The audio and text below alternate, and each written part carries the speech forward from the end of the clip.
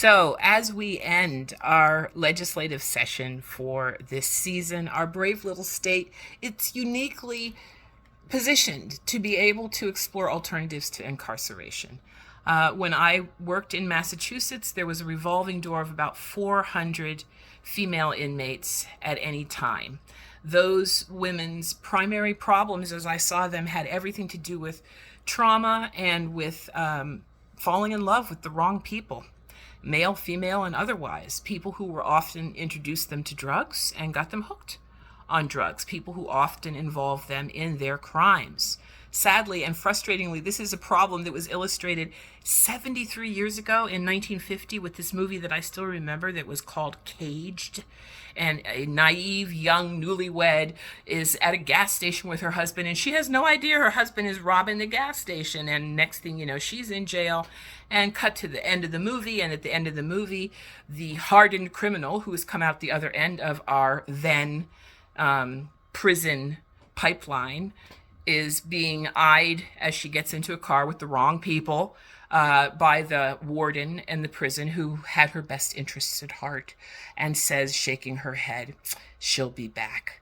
So I want to remind you that recidivism is a part of the business of prison industrialized crazy corrections in our country at this point in time. And it's not okay. It's really important that you recognize that you get heavily lobbied by the people who have a vested interest in keeping this commodity of an inmate flowing through their hands. When I left the prison healthcare system in Massachusetts, the average incarcerated woman cost the system $36,000, which was, back in the 1990s, the same cost as 1 year at Harvard. So come on, guys. My understanding is we're at $113,000 to support each inmate in the system in Vermont right now. Really? Really? How can my living legislators expect that the average Vermonter is going to believe that that is a good investment when we're having squabbles over whether we have enough money for school lunches and for child care? Okay? And I think it's important that we know more what's being done. So I believe that chronic recidivism that I said is a part of the system, you need to hear more from other stakeholders other than the lobbyists hired by the big corporations right now. And I know it's not your fault that you haven't heard a lot from the rest of us, but we're here now, and better late than never.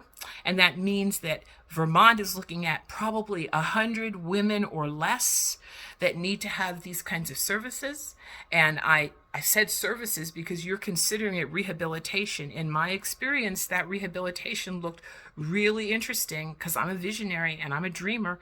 And I used to go by 11 churches on my way between my home and 45 minutes away from where I worked at MCI Framingham.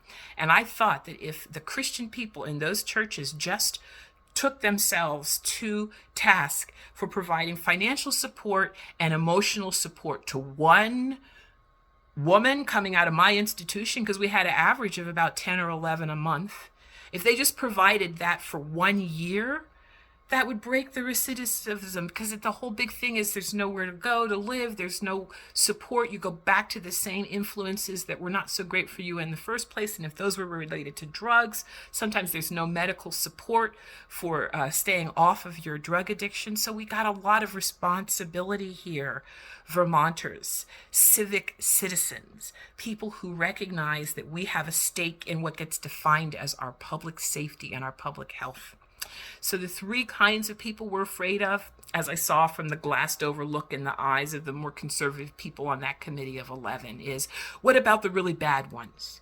So what do you think of when you think of really bad? Well, I think of murderer, all right? So let me tell you the three kinds of murderers that I saw, and they were all important to understand because they're not who you think they are. First of all, there was the Framingham 8. And if you look that up, that's from my prison population, and those were women who fought back against their abusers and killed them. The phrase battered woman syndrome came out of the exploration of why women kill. The second group that you will not think of could be you. I'm sorry, but I'm It truly could be you. It's the 70-year-old woman in that system who is still there and is there for the rest of her life for murder because it's multiple homicide and she was a DUI. So she plowed into a car with full of family and wiped out a whole family, and she's never going to see the light of day. And that is appropriate punishment, but does it need to be at the cost of $113,000 a year in a prison? You don't think that that woman has, as she aged, maybe repented enough that you don't have to worry about her doing that again? All right. And the third, and probably the most troubling, was I was the medical director at MCI Framingham when Louise Woodard was incarcerated there. So go look her up. She is a British nanny convicted of manslaughter for shaking a baby to death. Sentenced to 15 years, sentence appealed, and released after serving less than a year. I argue that none of the three of those extremely dramatic and challenging situations are served by locking up the human who committed those crimes as punishment. And the one that I considered most heinous, which was Louise Woodward, it didn't even stick.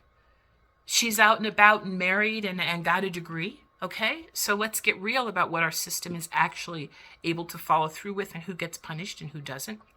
So while Vermont has its own problems with institutionalized racism and the disproportionate amount of BIPOC people who end up incarcerated, Vermont remains a white state with inmates and with how to rehabilitate them. So the Louise Woodward case was complicated by all kinds of class and mixed race issues. But here in Vermont, as you move forward, just own that you're still working with a very homogeneous population.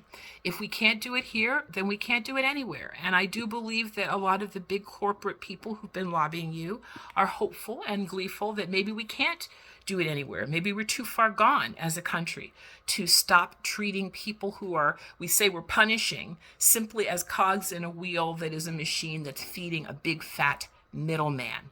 And that has been the prison industrial complex. I've been a part of it as a physician. I got paid by those people, and I want you to know that we can find better ways. We really can.